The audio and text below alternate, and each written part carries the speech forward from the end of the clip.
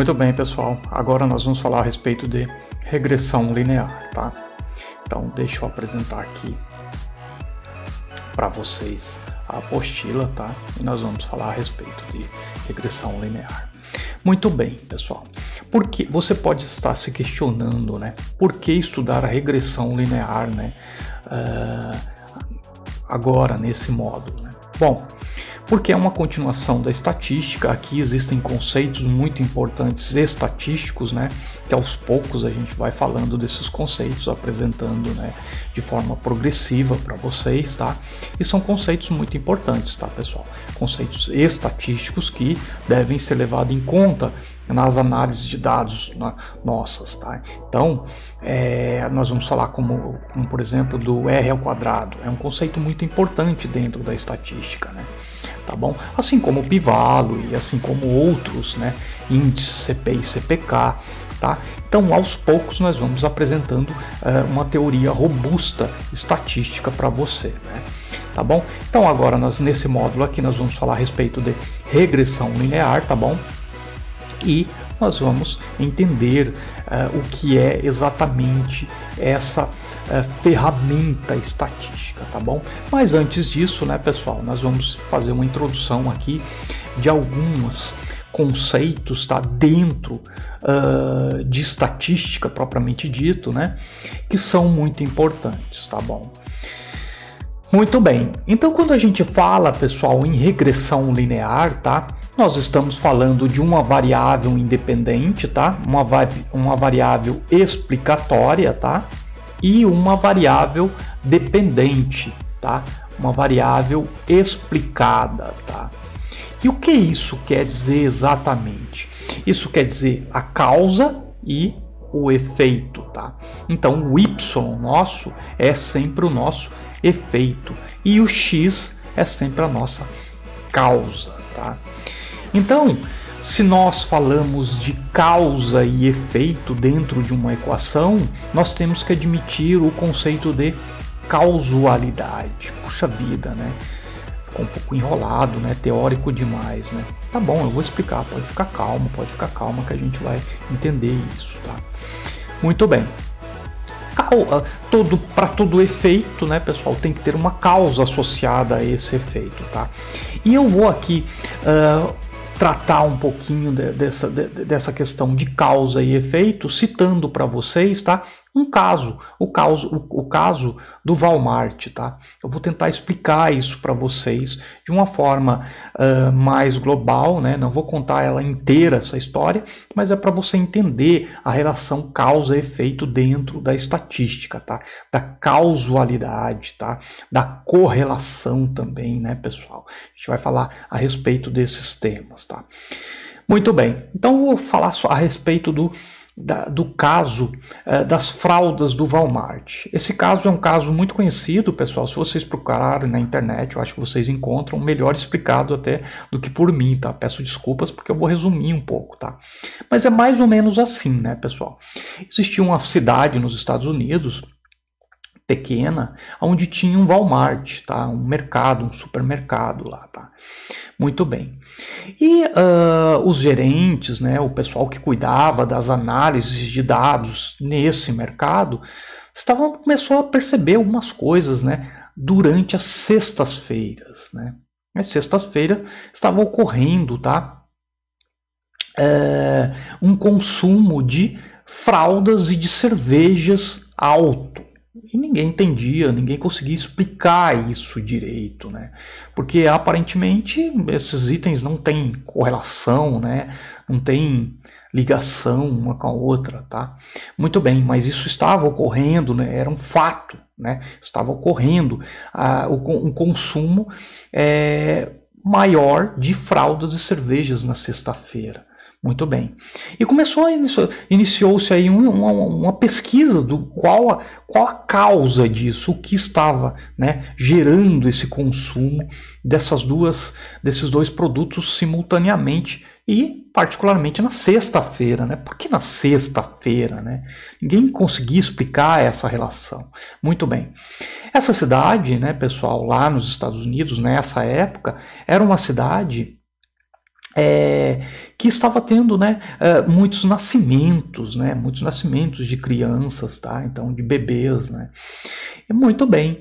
E nessa mesma cidade existia um clube para homens, né, onde o pessoal, né, os homens iam jogar bola lá, geralmente na sexta-feira. Muito bem. E eram praticamente todos amigos, né? Eles se conheciam muito bem nessa cidade pequena e eles realmente se reuniam, era uma espécie de uma reunião nesse clube e depois, né, do clube, depois de jogar bola, esses homens iam para o supermercado. Mas por quê? Porque normalmente era o dia também, né, que as esposas pediam para os maridos, né, os pais, no caso, trazerem as fraldas, né, as fraldas para os bebês, tá? E, ok, né, juntou uma coisa com a outra, né? Então o fato dos homens irem para esse clube na sexta-feira, né, para lá depois do trabalho, depois das 6 horas da tarde, tá? Eles também, logo depois desse jogo, desse encontro, desses pais, esses pais passavam no Walmart. Daí você pode se perguntar, puxa vida, legal, mas comprava só a fralda, né? Muito bem. Mas era uma cidade tradicionalmente consumidora de cerveja, né? Então esses pais, né? Esses pais homens, além de comprarem as fraldas, compravam também cerveja, né? E essa foi a grande sacada do Walmart, né? Há muito tempo atrás já, né, pessoal? Eles conseguiram correlacionar produtos que não têm característica nenhuma, né, de dependência nenhuma, né, eles conseguiram entender qual era a causa desse consumo excessivo na sexta-feira. Veja que eles detectaram essa questão da causalidade. Existia uma causa associada a um efeito, então, né, pessoal? Qual era o efeito? O efeito era a compra dos dois produtos, né, simultaneamente. E qual era a causa, pessoal? Bom, a causa era a questão do alto índice, né, de natalidade nessa cidade e o consumo tradicional de cerveja, e isso tudo culminava na sexta-feira, né, pessoal? Essa é uma história, pessoal, bem clássica, né, a respeito dessa questão de causalidade. Tá, existem outras, tá? E eu até nem conto ela completa, mas a ideia aqui realmente é entender basicamente o esqueleto, né, dessa história, tá? E dessa história nós conseguimos extrair tudo o que nós precisamos, né, dentro desse slide do que é necessário para a estatística, tá, pessoal? A questão da causalidade, a questão da correlação, se existe correlação, qual é o poder dessa correlação, pessoal? O quanto de consumo de cerveja realmente está conectado, está ligado ao consumo de fraldas? E está conectado mesmo ou não tem nada a ver, né? Tudo isso a estatística possibilita para você. Essa verificação quantitativa, né? Quantificar se existe essa correlação, tá? Então é isso que nós vamos ver em regressão linear, tá? Regressão linear simples, depois múltipla, tá? Então, com isso, né, pessoal, com essa questão de você saber a causa, o que está causando, você consegue também melhorar a sua previsão, né, pessoal? A ideia da previsibilidade através da descoberta da causalidade melhora absurdamente, né, pessoal? Então você tem um gráfico, né, onde você tem uma melhoria muito grande na questão da previsibilidade, tá bom? Então com esse slide aqui, né, pessoal, nós verificamos alguns conceitos muito importantes que nós precisamos realmente para a estatística, tá bom? Então, a questão da variável independente, a questão da variável dependente, que é o y, tá? A questão da variável explicatória e a variável explicada, né? O y é sempre o efeito, é a variável explicada, tá, pessoal? E a questão da causa, né? O x, e do efeito, o y, tá bom, pessoal? Então essa que era a ideia desse slide. Muito bem, tá? Então é sempre assim, né, pessoal? Então quando nós falamos de regressão linear simples, puxa vida, o próprio nome já diz, né? regressão linear. Nós buscamos uma linha, né? Pode ser uma linha reta, tá? Uma linha reta, ou pode ser uma linha curvada, mas é uma linha, tá? Aqui no caso, essa regressão linear simples, sim, nós estamos procurando uma linha reta, tá? Então a equação aqui é uma equação de linha reta, tá bom? Então essa que é a ideia aqui da gente falar de regressão linear simples. Depois com regressão linear múltipla, aí já muda um pouquinho, né, a história, tá bom? Então aqui o A, né, pessoal, é o intercepto no eixo vertical, tá? O B é a inclinação, né, pessoal, que determina a inclinação, como o estudo de uma linha reta normal, né, pessoal? E o E, os erros residuais. Nós vamos analisar o que são esses erros residuais, tá? Vamos entender o que são esses erros residuais, tá? De uma maneira um pouco mais precisa daqui a pouco, tá? E nós vamos falar também, pessoal, a respeito do R ao quadrado, tá? Esse é um componente muito importante dentro da estatística, tá? Este R ao quadrado, ele aparece em várias equações estatísticas, não só em regressão linear simples ou múltipla, tá? Aparece no DOI, aparece em outras ferramentas, tá? Aparece em Q quadrado, aparece em outras ferramentas estatísticas também, tá? Então, o R ao quadrado, nós vamos falar a respeito da força de explicar esta equação. O quanto os dados que eu tenho conseguem explicar uma determinada equação que o meu software criou. Às vezes sim, às vezes os dados conseguem explicar muito bem, né, pessoal, aquela equação que foi montada. Mas às vezes não, né? Às vezes monta-se uma equação, mas os dados não conseguem explicar direito aquela equação. Isso significa o quê, pessoal? Que o poder dessa equação não é um poder forte, né? Essa equação não vai conseguir representar os dados de maneira eficaz. Tá? Então nós vamos falar um pouquinho melhor a respeito disso, fique tranquilo, fique tranquila, né, ao longo desse módulo, tá? Mas sim, tá? A questão do R ao quadrado é uma questão muito importante dentro da estatística e a gente tem que sempre estar entendendo, né, o poder daquela equação, o poder também de previsibilidade, tá, pessoal? No R ao quadrado também nós temos R ao quadrado conectado a previsibilidade da equação, ou seja, qual é o poder que aquela equação de prever o futuro. Isso é muito bacana, né, pessoal? Por quê? Porque isso faz com que a gente tenha um poder de analisar o que vai acontecer, o que não aconteceu ainda.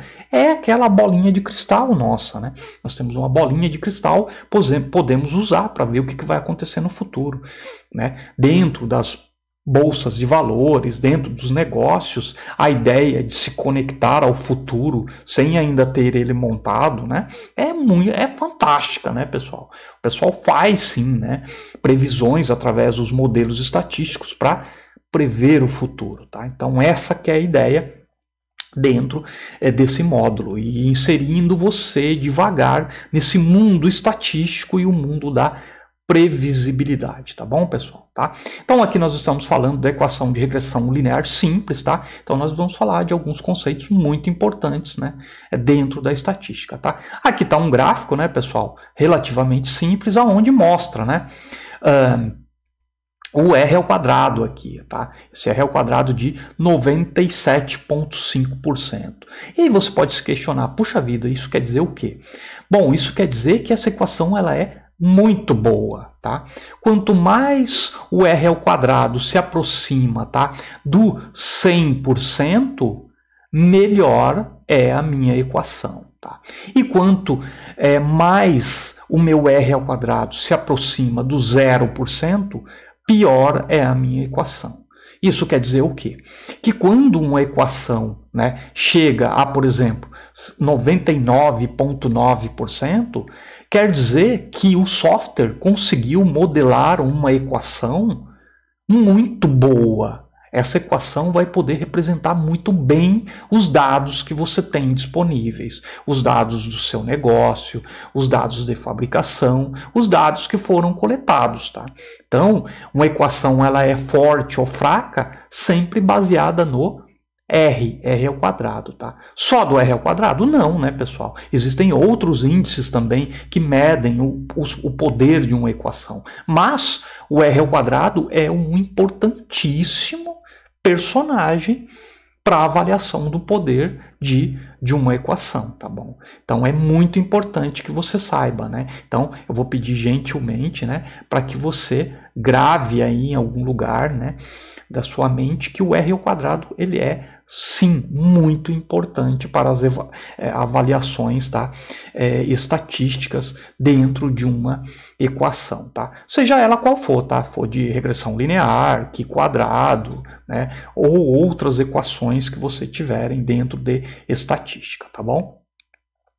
Então nós temos, né, pessoal, nós temos a regressão linear simples e a regressão linear múltipla, tá? Então aqui nós vamos falar no primeiro bloco das regressões lineares simples e depois das regressões lineares múltiplas, tá bom? Então esse é o primeiro bloco desse módulo, tá bom? E daqui a pouco a gente já segue com um exercício, tá bom?